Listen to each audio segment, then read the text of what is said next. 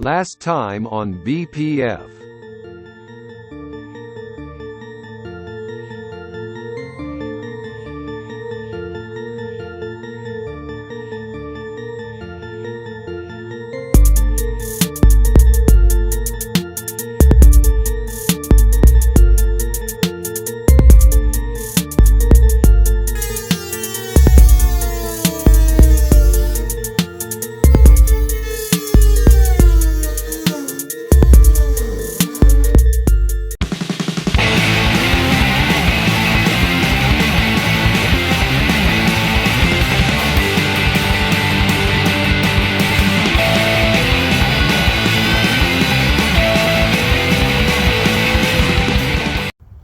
Okay, so I've got my power sander, adjustable power sander, set at a number 1, 320 grit on there.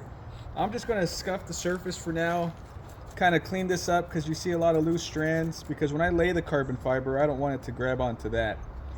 And then I started working at cleaning this up. I straightened this edge out before it went inwards. So I straightened it out. I'm going to put a little bit of Bondo glass right there so it fills up anything. I don't want to use body filler. I want to use a fiberglass material so that way it keeps its durability. And then I'm going to come back in and clean up these edges right here in the corners, and all of them, they're just kind of so wonky. So I just want to clean them up just so when it's officially done, it looks really good. And it looks like it came like that, not that it's been touched up. Now, like I said, here I'm going to see how far I can go down with this so we can see what kind of damage is under there. And see if you do have these kind of stress cracks. Most of the time I like to just lay a new piece of carbon fiber when you have damage like this, because a lot of times it's cracked through the weave. It just doesn't look extremely cracked through the weave, and sometimes when you try to bring that back to life, it doesn't come out to be so successful. So we're going to look at that, and I'm going to show you all on something like that. And also, so that way I can have customers be referred to this video and show them, like, look, this is exactly like the damage that's on, let's say, your side skirt. And so go and look at how it can and can't be repaired. So let me get this started.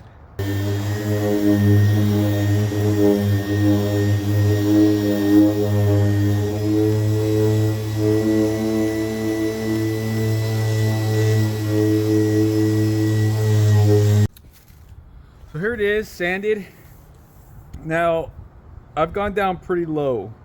And so we're at the point where we could go a little lower, but this is where we want to inspect the hood. I noticed that there's a crack here that's beginning to go this way.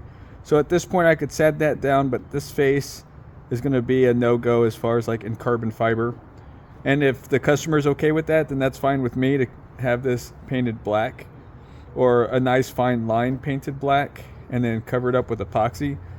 Here, I've sanded it down. I'm getting closer to the weave, and at this point, I can get a razor blade and start carving these white sections out. Now, one good way to see how far off you are is to get water. Water acts like as what it'll look like if you added epoxy or clear coat. So if I add this water here, kind of work it in a little, let it seep into the cracks, you can see where we're at. So at this point, I could just carve out some of those little small spots, so when I put my new fresh epoxy, it'll fall in there and these cracks will almost seamlessly disappear. Now, on a job like this, you're not going to get 100%, which most people are okay with, because this usually happens to like lips and side skirts and stuff. It's not the focal point on a car like a hood. But if I could get this a little lower, it'll disappear. When you get to bigger sections, like here, there's an actual chunk missing. So this would be hard to do that repair without it being a little noticeable, but since it's in a corner, it all depends on the customer. Now, when you're fixing repairs like this is where it could get costly, because it takes a lot of labor hours and a lot of know-how to be able to get this to disappear or not be able to see it anymore. Now you're running into this section. Let's zoom out. Scooch back. Now when you're running into a section like this section is just too far gone. There's a lot of carbon fiber missing. It's the weave is already messed up, distorted, etc. This is pretty far gone. So it'd be a whole lot easier to lay either a piece of carbon fiber from this body line this way, but I would like to come to, like, you know, something like this, and maybe here. Well, no, not even, because that's going to come up a little higher. So pretty much from here this way, and as long as you match the weave up pretty good, like, you won't notice the difference. But you'd have to be right on top of this body line, which again takes a lot of labor hours to be able to master that. And it'd come all the way down and all the way across to get all this section repaired. So, but luckily for our customer, this is going to get completely reskinned. And so it'll be a little more sturdy, because here in the middle it kind of pushes down, and then there's a lot of cracks on it. So like I said, this can be repaired. It just depends how much the customer is willing to pay, and whether or not they're okay with slight little defects if you were to get really close and visualize the damage. All right. Turns out that this section, this is why it's so important to look at these areas up close. So like this area, as I sanded a little more, it turns out that the fabric was already lifting off the fiberglass. So that was a no-go on if you ever wanted to repair something like that there. And same thing here. Now I filled it in with some Bondo glass here. I reshaped it to make it look, the edges look real nice and clean and match. Sanded the whole thing down. Here the same thing, the carbon fiber was releasing off the fiberglass. So I had to reshape and redesign this area. And now it's nice and flat. So next step is to add the carbon fiber. Next step, really analyze this, and the best way I feel to do this vented hood, because when they're putting this into the mold, it's the opposite, the negative. So it's always easier to go ups instead of downs, if that makes any sense. And it's easier to push a mold, a carbon fiber cloth into a mold than it is to lay it on externally. So what I want to do is all these little triangles first. And so that way, when I'm laying down the carbon fiber, I don't have to worry about pushing into these little crevices, because you have to make all kinds of cuts, which distorts the weave and all that stuff, and I don't really want to mess with that. The only thing I'd like to do is maybe make a cut here and a cut here, and then be able to push down and it be said and done, and not have to focus on pushing in this generalized area. So I'm because of today's weather, I'm going to use a faster hardener. So this is the 205 fast hardener. And I'm just going to do some light coats. Nothing too heavy. I don't need it dripping all over the place.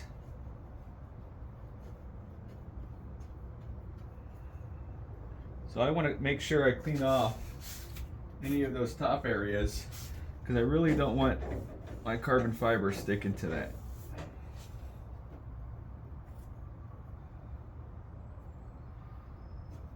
Now the green thermal tape,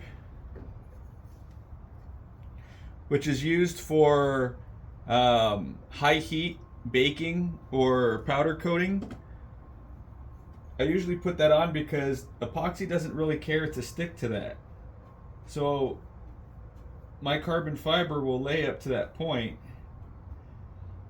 and I don't have to worry about it really sticking. Of course, I'm going to try my best not to land any resin on that area. Everything seems to be going pretty well.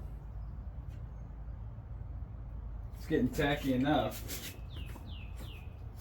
So what I did was I sprayed some adhesive, High-Tech 71 composite spray adhesive. This is meant specifically for composites.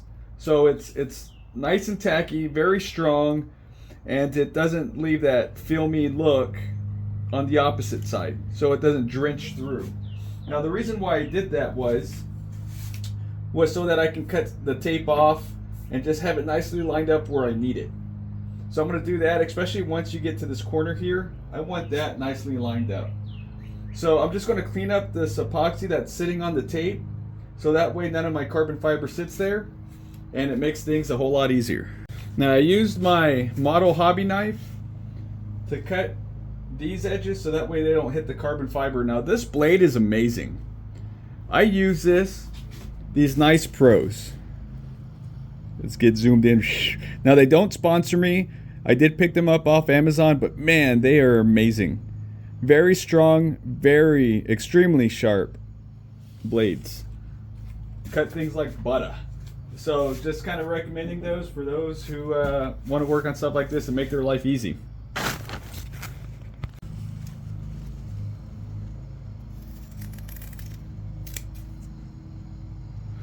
See how it keeps that nice clean edge? That's what it looks like on the back side. Just a little matte kind of finish. Gonna do that, cut them all, get them all prepped up. Now best practice is to have everything set up in the direction that you're gonna go, trimmed and ready to rock. So I already have them all cut. Now I try to, when I'm doing little pieces like this, I try to remove as much tape as possible because tape hinders the flexibility of the carbon fiber. Plus since it's just a small area, if some of the weave gets a little out of whack, it's not going to matter so much. So I'm going to go ahead and start in this corner, all nicely trimmed up. I'm going to start right at the edge up front, take it as far down as it goes where it matches the green tape.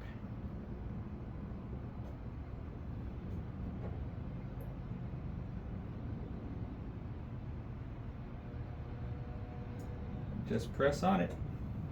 Now you just want to press on it, don't rub. Rubbing is going to cause that weave to unravel. So you don't want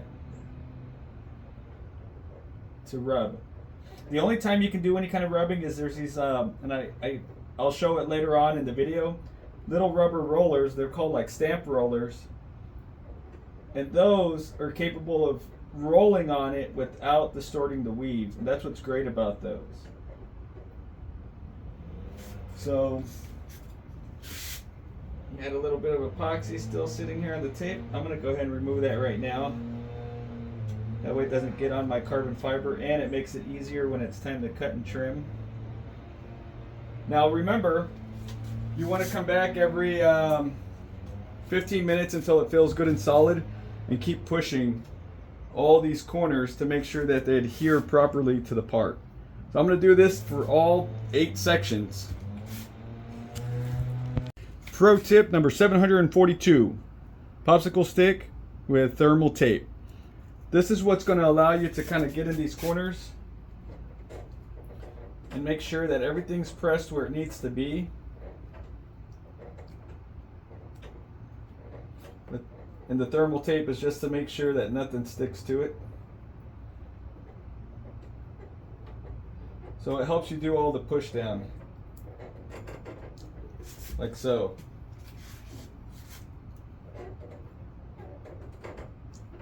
And you're going to use this stick at every 15 minutes while curing. Okay, it's already all cured.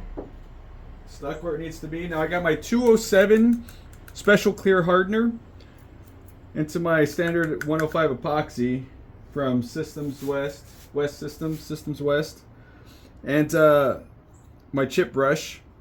Now I always pull out the bristles and then I cut the tips, because I notice when I cut the tips it reduces the bristle snag. Now Street Banditos will put a strip of super glue,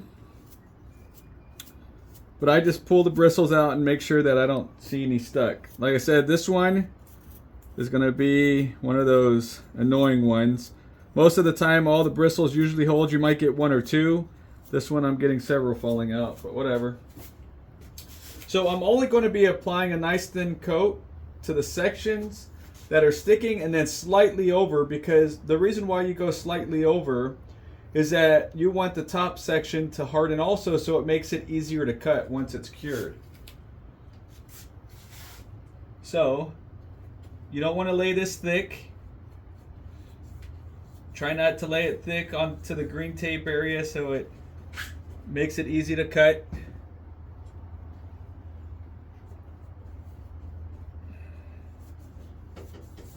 So I'm just going to apply like so.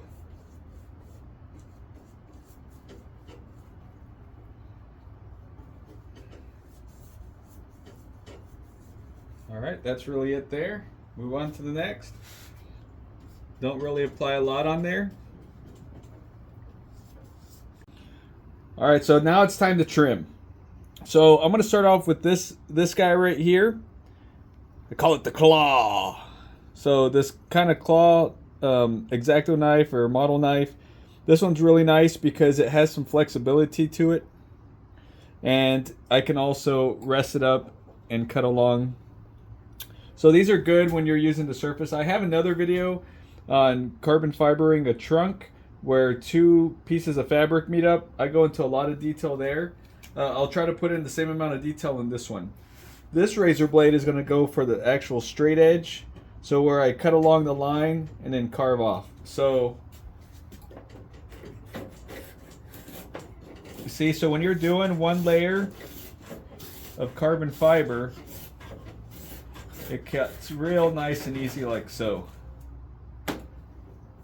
So there it is, just the top piece. Now I'm still going to cut the bottom half off. I'm going to have to flip the trunk over or go on the bottom end of it to do that, and then keep going with all of these other ones. Here's another example. I have to hold on to this one because of that tape.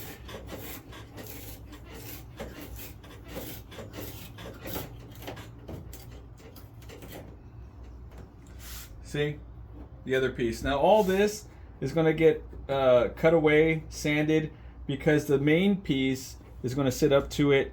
It'll probably even go over some of it, which is okay because it'll blend into all of that side. Okay, so look how nice and clean this is coming out.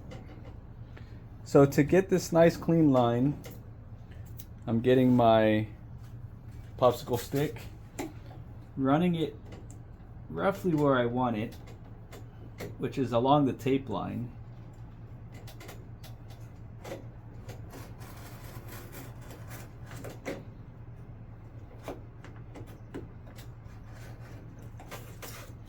Then I put this underneath the carbon fiber.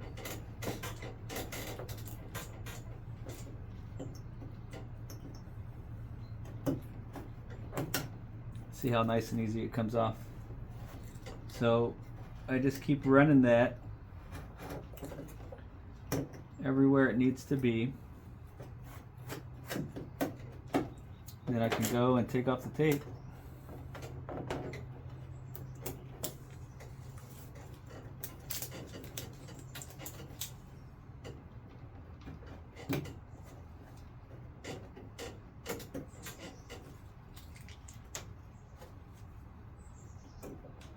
Now if you still see some tape stuck underneath, then just cut a little higher.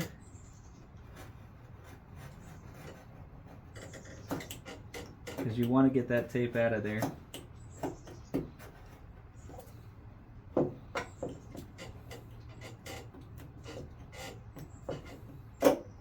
If you had some tweezers, that would definitely help.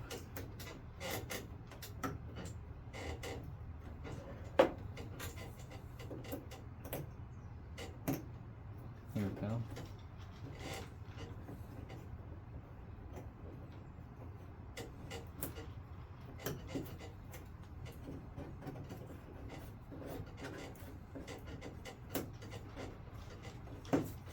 And this other black stuff is just a little bit of that resin that I'd already put on, so I'll send that away when it's time to lay the other carbon fiber. So yeah, you just kind of keep digging away with your razor blade until that line's real nice and clean and that green tape is out, like so. Everything's nicely trimmed, looking pretty good. So now I'm going to get my 180 grit sandpaper, and you just pretty much run along the top of the surface on it and blend it in.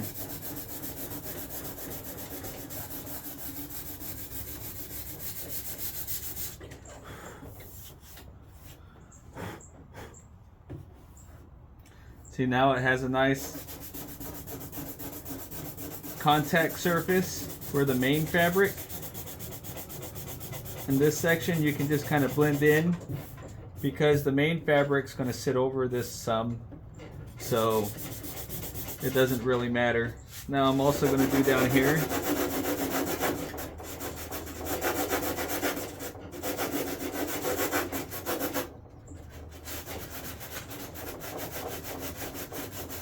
What's nice when it has the one coat of resin and it's this thin, it's so easy to sand, trim, shape.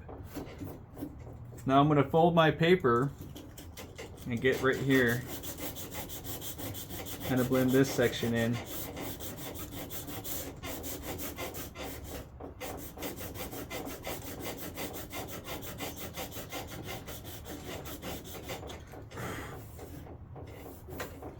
There we go. I just gotta sand this part where I had some resin build up. Should be pretty easy.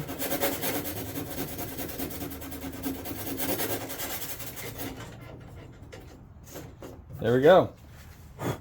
Of course, clean it up, some alcohol, and it's ready to rock.